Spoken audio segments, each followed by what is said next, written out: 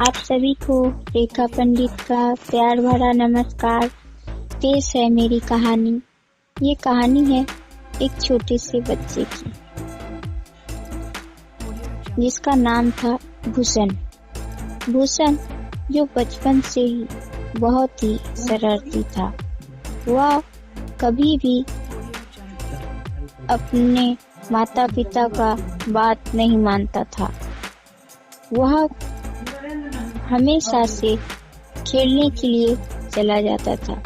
उसकी माता पिता उन्हें बहुत ही बुलाते थे, भूषण आओ खाना खा लो बेटा, बहुत ही देर हो चुकी है। पर भूषण नहीं आता था। वह कहता था माँ मैं थोड़ी देर में आ रहा हूँ। यह कहकर भूषण खेलने के लिए चला जाता था। जैसे जैसे भूषण बढ़ता गया, उनकी शरारतें और भी बढ़ती गई।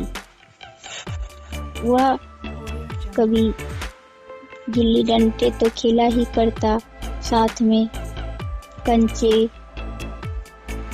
ताश ये सब खेलना शुरू कर दिया था। उसकी वजह से भूषण के पिता उनके माता पर अत्याचार करना शुरू कर दिए। उसकी माँ ने यह सोची और भूषण से कहने लगी, भूषण तुम मामा के घर चले जाओ, वहाँ नानी है तुम्हारा ख्याल रखने के लिए, तुम वहीं पर पढ़ाई करना, यहाँ तो तुम करते नहीं हो, इसलिए तुम नानी के घर में ही रहना। भूषण की माँ उसको नानी के घर पर जाकर रख के वापस चली आई। भूषण वहाँ भी एक अच्छा लड़का नहीं बन पाया। नानी के जितने पैसे थे वो सब चुराकर कंचे खरीदता था, ताश खरीदता था। इस तरह से उनकी नानी के जो पैसे थे वह सब खर्च कर दिया करता था। उसकी नानी भूषण से बहुत तंग आ चुकी थी और भूषण की माँ से यह कहने लगी, देखो तुम अपने बेटे को लेकर चली जाओ, मुझसे तुम्हारा बेटा अब बर्दाश्त नहीं होता, तुम अपने बेटे को अपने पास ही रखो। भूषण की माँ अपने मैके आई और भूषण को लेकर फिर से चली गई वापस। वहाँ भूषण के पिताजी भूषण को एक मिठाई की दुकान में काम पर लगा देते हैं। दुकान वाले से यह कहते हैं, देखो तुम इस लड़के का पूरी तरीके से ख्याल रखना,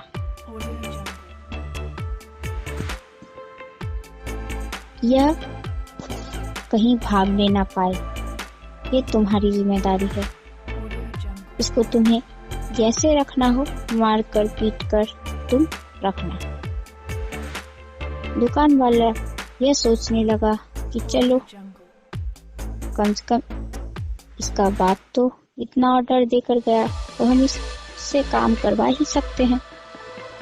दुकान वाले ने भी उसका खूब फायदा उठाया। सुबह सुबह जब होता था भूषण को पानी डालकर उठाया करता और भूषण रोता कि मैंने ऐसा क्यों किया,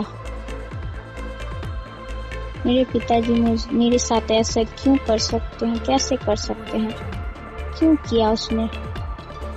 कई सवाल थे परंतु कोई जवाब नहीं था।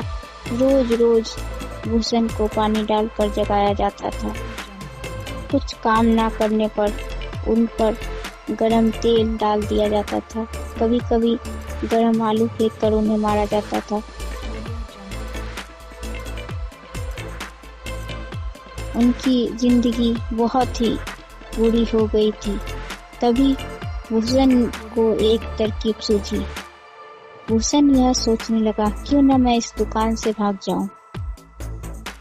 भूषण एक दिन संडास के बहाने में गया और उसे दरवाजा खुली दिखाई दी और वो वहां से भाग गया। दुकान वाला यह ढूंढता रह गया कि अरे आखिर वो लड़का गया कहाँ। चारों तरफ ढूंढने लगा। भूषण के माता पिता को भी खबर हुई, वो भी ढूंढने लगे। ढूंढते ढूंढते रात हो गई, फिर भी वह नहीं मिला। सुबह उसे दिखाई देता है कि वह उसके घर के सामने दुकान जो है उसी दुकान में वह काम करने लगा। भूषण के पिता यह जानकर बहुत खुश हुए कि चलो कम से कम ये दुकान में तो काम कर रहा है, सामने ही रहेगा, चाहे जैसा भी हो मेरा बेटा है। उसके पिता कुछ नहीं बोला। भूषण यह जानकर खुश हो गया कि चलो मेरे पिता ने कुछ नहीं बोला। फिर भूषण दुकान से काम खत्म कर अपना घर आता, अपने तरीके से जीने लगा। वह कुछ लाता, खरीद कर उसे कुछ शौक रहता था तो वह दूसरे का नाम बता देता। जब उनके पिता पूछते कि अरे भूषण तू ये कहाँ से लाया, वह कहता था पिताजी ये दोस्त का है, दोस्त ने मुझे लेने के लिए कहा है, इसलिए मैं कुछ दिनों के लिए ये सामान रख रहा हूँ, बाकी मैं लौटा दूंगा। भूषण के पिताजी बोले ठीक है, कोई बात नहीं। इस तरह से करते करते भूषण बहुत ही बड़ा हो गया और उनके घर में अधिक से अधिक सामान आ गई भूषण की पसंद का। कुछ दिन के बाद उनके पिताजी की डेथ हो गई और भूषण को इससे बहुत ही तकलीफ हो गया कि अरे मेरे पिताजी चले गए, अब क्या होगा। भूषण ने सारा शौक, सारी कमाई अपने माँ को देखने में लगा दिया और अपनी माँ की हाथ थाम कर वह कहने लगा, माँ तुम चिंता मत करो, पिताजी चले गए तो क्या हुआ, मैं हूँ ना, मैं संभालूंगा। इस तरह से भूषण अपने जिंदगी को और अपने माँ को अच्छे से संभालने लगा। नमस्कार।